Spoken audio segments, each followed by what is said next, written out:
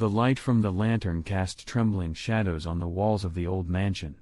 I entered, and the massive door closed behind me as if with a sigh. The air was heavy, like damp earth, and smelled of dust and forgotten secrets. I walked through empty corridors, where every step I took echoed in the darkness. Suddenly, from somewhere above, a strange melody reached me, quiet, yet unbearably false. It sounded like a child's lullaby, sung by someone who had long forgotten what life was. I went up to the second floor. The light from my lantern illuminated a long corridor filled with portraits.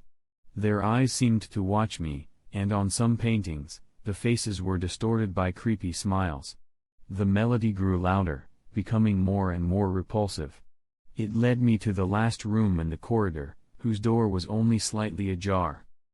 I opened the door, and the music immediately stopped. A child's bed stood in the room, and an old, wooden cradle hung above it. It rocked slowly, as if someone had just stopped pushing it. I cautiously looked inside. There was nothing there but an old, tattered mirror. I leaned over it and saw my reflection, pale, distorted, with wide eyes full of horror. But then my reflection smiled. Slowly. Widely. And this smile was like the ones I had seen on the portraits downstairs. And then I heard a voice. It was inside my head, but at the same time, it seemed to be in the whole house. "Welcome home," the voice whispered. And then, I saw someone standing behind me. I could not see their face, only long, thin fingers that slowly reached for my neck. I wanted to scream, but no sound came from my throat. I looked in the mirror again. There was only me, but my reflection was now motionless, with the same creepy smile on its face.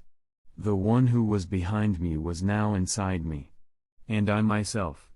I became just another portrait on the wall of this cursed house. And now, I will wait for the next victim.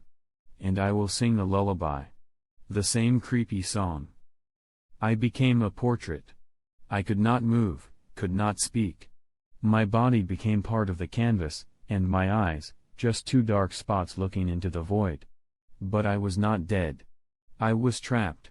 My reflection, which was now me, smiled, and with every second, its smile became wider and more monstrous. I saw another man come to the house. He was just as curious as I was. And he also went up to the second floor. I saw him look at my portrait and the others. I saw his eyes widen with horror. I wanted to scream, to warn him, but I couldn't. My body was motionless, and my vocal cords were just a drawing on the canvas. The man headed to the room where the cradle was. The door opened, and I heard him breathing. I knew what he would see and knew what would happen next. My reflection, which was now me, spoke, and I heard it whisper, "Welcome home." And then I understood. Everyone who enters this house becomes a part of it. Every person who sees their reflection in the mirror becomes the next victim. And I just waited.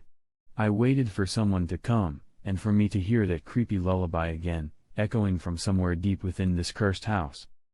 When the next victim entered the room, I saw his eyes widen with horror. He was a tall, strong man, but his body trembled like an aspen leaf. He slowly walked to the cradle and looked inside. I knew what he would see there, and I knew what would happen next. His face was reflected in the mirror. At first, it was a normal reflection.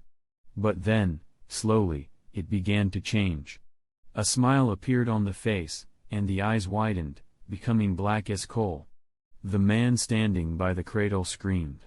He tried to run away, but the door was locked. I saw his body become motionless. He tried to scream, but no sound came from his throat. He slowly turned and looked at me.